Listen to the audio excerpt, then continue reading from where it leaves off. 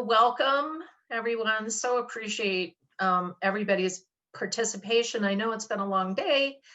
It's been a long day for us too. So we've got an intimate group here. So I am Shelley Fazzini. I'm the competition manager for Move United, and we are recording all of these sessions, and we will make those available to you on the website following the final session on Friday. So we're going to ask everybody to just keep your mics muted during the presentation. We will be opening it up to questions throughout, and you can always just use the chat to submit your questions. We will be monitoring that as well. So most of our sessions have stuck to the 45 minutes or less. So with that, I am going to turn it over to Randy. And if you wouldn't mind just introducing yourself, Randy, for those who don't know you, I would appreciate it. I can do that.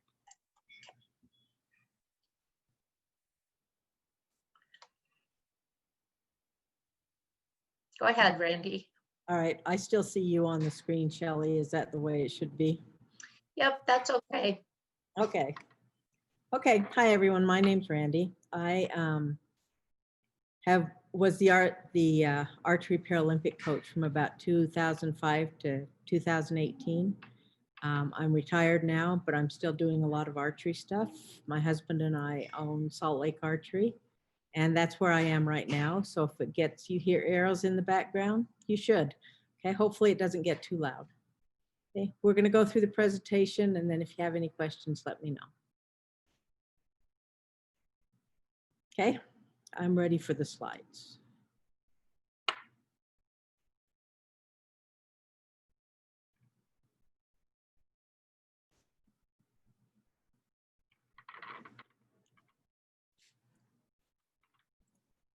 Okay, next one. I'm guessing you get to do this.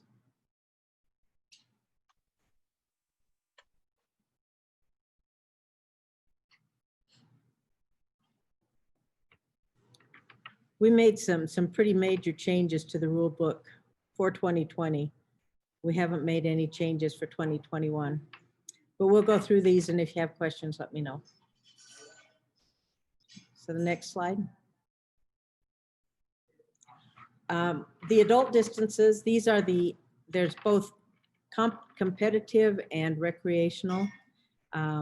We get a lot of shooters at the tournament who either aren't classified or not classifiable, or they haven't shot enough before to be able to shoot the long distances. So we usually have offered two, either the competitive on one side and recreational on the other side. So for adults, the recurve at 70 meters competition, 30 meters for recreational. Compound is 50 meters at an 80 centimeter target. And for the W1s, it's still 50 meters, but it's a full size target. Compound open shoots an individual target that just goes out to the 5 ring. Okay, so all of the recreational adult distances are at 30 meters to make it a little bit easier. Okay, next one.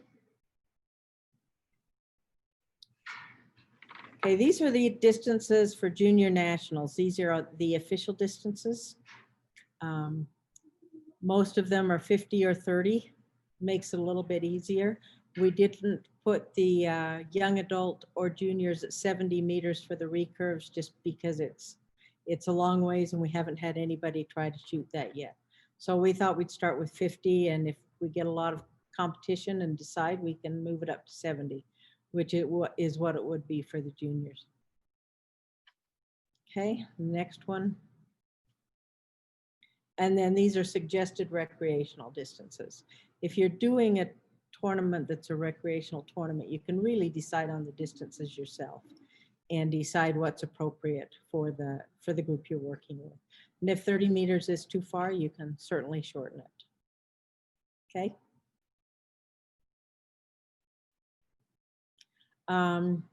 No big changes other than we put in, clarified the distances for the visually impaired shooters. And then mentioned that for the level 1 and 2 events, you can run both competitive and recreational together. We won't be doing that at the national event. We'll just have the competitive. And then this next one I just found out is not correct. At a lot of the these adults, like the Texas Regional Games and the Endeavor Games, we have had the military athletes trying to shoot for their VA score so they can get their stipend. U.S. Archery has changed that, so it now has to be one of their USAT events. So you can probably cross off that last one. They just made that change. Okay, next slide. This is the document that I think Jesse sent out to everybody. Talks about the different levels. Level 1 is going to be just for fun. Maybe it's to learn the ropes, try out archery. Level 2 is a little more serious, but could have a recreational component as well. And then level 3 is the national event. The requirements are listed below. For a recreational event, again, it's up to you how you want to do it. But if you can do it as close to the competitive events as possible, it will give the athletes a chance to find out what the rules are. They'll learn how the timing works, how the scoring works. A couple of changes here from the old rules. Only 2 people are required to score a target. You don't need the third. You can have a third one if you want to. Coaching at the shooting line will be allowed at the recreational level, but any coaching after that has to be back from the waiting line. And that's an official World Archery and USA Archery rule. So you can coach your athlete back on the line, but you have to make sure that you're not interfering with anybody else. Okay. The rules and regulations, they're conducted with World Archery rules, US Archery rules, Junior Olympic rules when it's a kids program. The venue is a flat grassy field. Usually that's the easiest way to do it. You want to make sure the grass isn't too high because it makes it hard to find the arrows if they happen to miss. And the 100 meters wide and 100 meters long would be for a large tournament. If you've got 10 kids and they're all shooting 10 or 20 meters, you obviously don't need that much room, but you do need enough room for it to be safe. Okay, next one. Okay, and then a list of the equipment that's necessary. Classification, we will be offering classification, or at least that's the plan at this point, for junior nationals this year. It's a little bit different process than it is for a lot of the other sports. The medical form needs to be filled out ahead of time and sent into US Archery, and they will check it out, make sure everything's filled out. And once they have that, then they will do they'll schedule the classification. They do need to make sure that they send a photo, like a passport photo in with it. Okay, categories in para archery. These are the shooting categories, not necessarily the classification categories. So athletes can be classified, athletes who are classified as standing, which is ST, or W2, which is in a wheelchair, are grouped together. They shoot in an open category, and they can shoot compound or they can shoot recurve. And they're split up into male and female categories. Okay, they shoot regular World Archery rules. The only changes might be the equipment.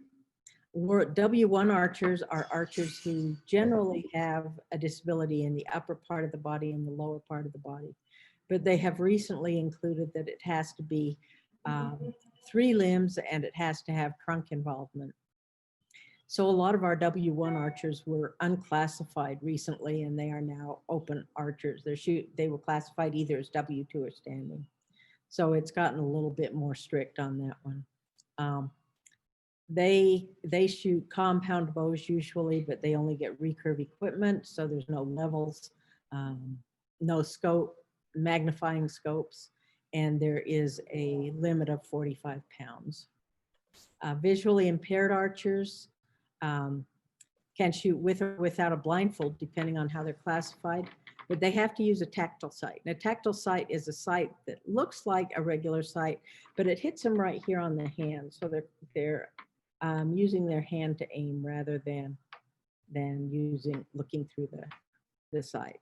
And they shoot shorter distances, but they're pretty accurate. There are videos on USA Archery's YouTube site that show how to set up the equipment and how to make complicated equipment if you want to. But it's also possible to make it much, much simpler than that. Okay, let's go to the next one.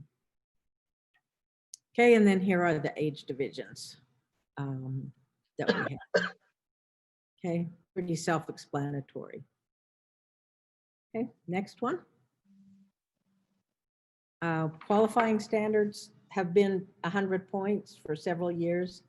They're going to stay there.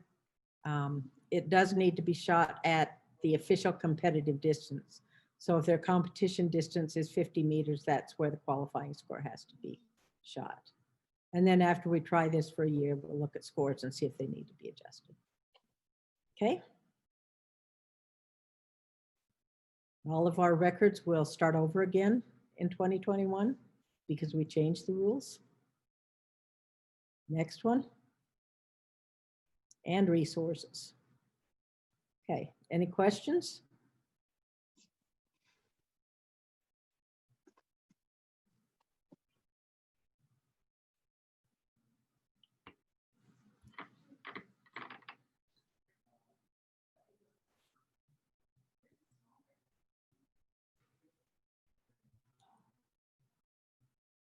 None? Everybody, I answered everybody's questions.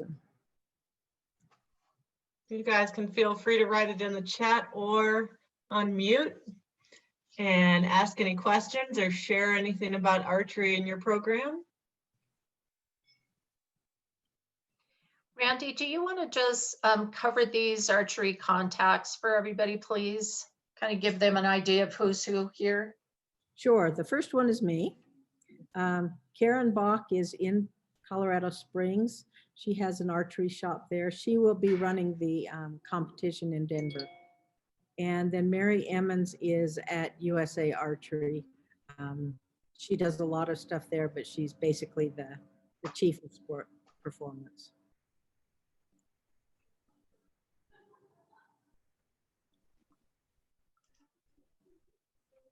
Okay. I have a random question. Sorry, hang on. Let me start my video. This is Megan from DASA. We have a bunch of kiddos who are in our program who are deaf or hard of hearing, and they're doing awesome. And I know they can come and compete in the open division, but I didn't know if you guys knew of any junior games for those that are specifically for kiddos who are deaf or hard of hearing, where they can go and compete. I don't know of any. Most of the athletes who are deaf or hard of hearing compete with able-bodied archers. Okay, just thought I'd ask. And Megan, we can put that out to USA Archery as well, just in case they have any tips. Does anyone else on the video have a resource there? Disabled Sports put together a manual on adapted archery. It's listed in the resources, and I think it covers deaf and hard of hearing.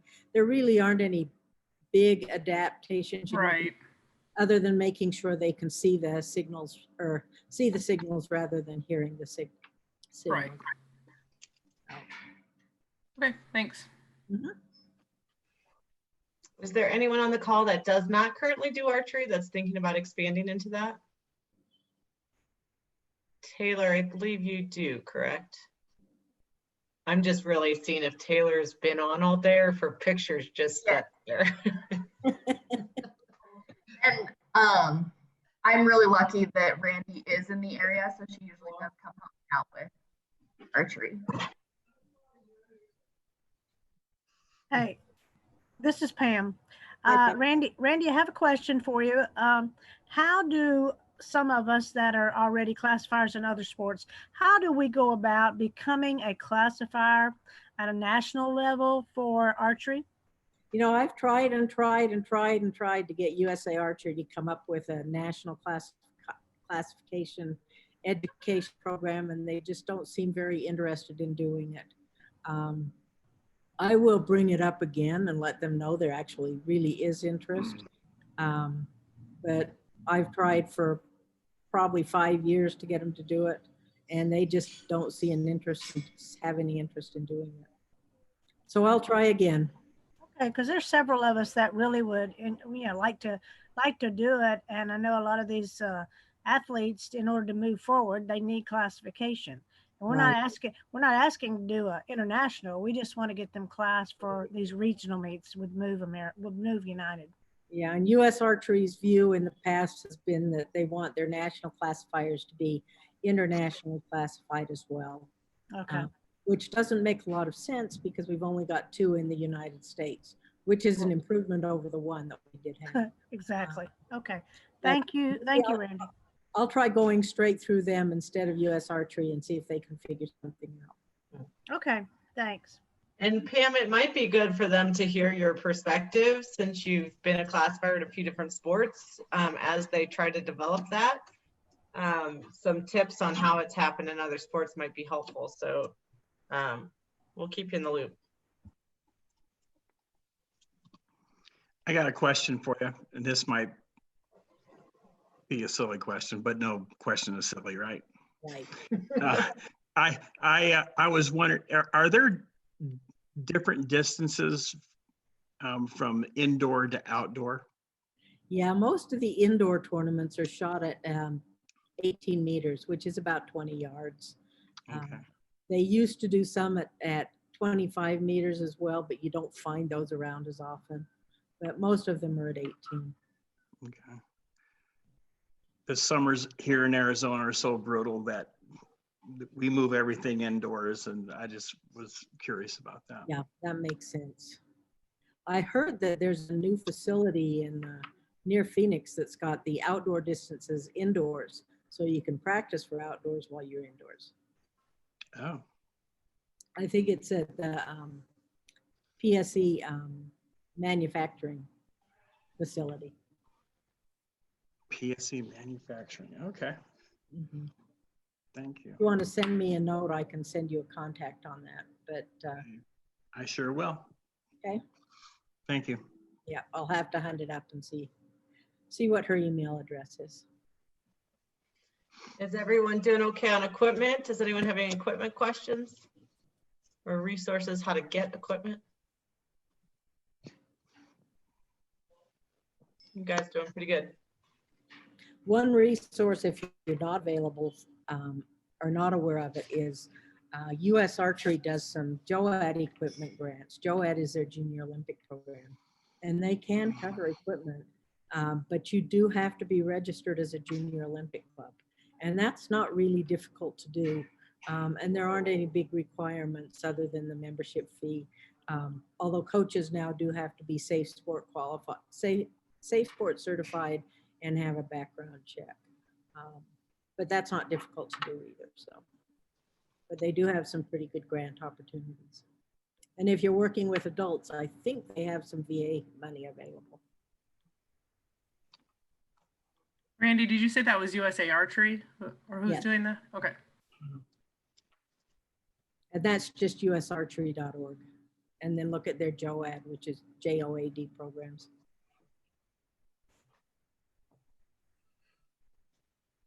Do we have any other comments, questions? Kevin, can we pick on you if there's anything you need from a data collection thought process?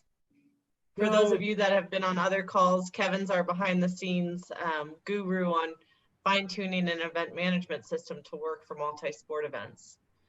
No, not at this time. I don't have any questions, but I now know who to reach out to if I do have any questions.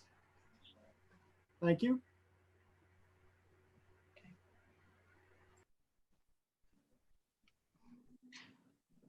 All right, if there's nothing else, we will wrap this up. I want to thank you so much, Randy. Thank you for all the information and the resources, and for your patience getting logged in today.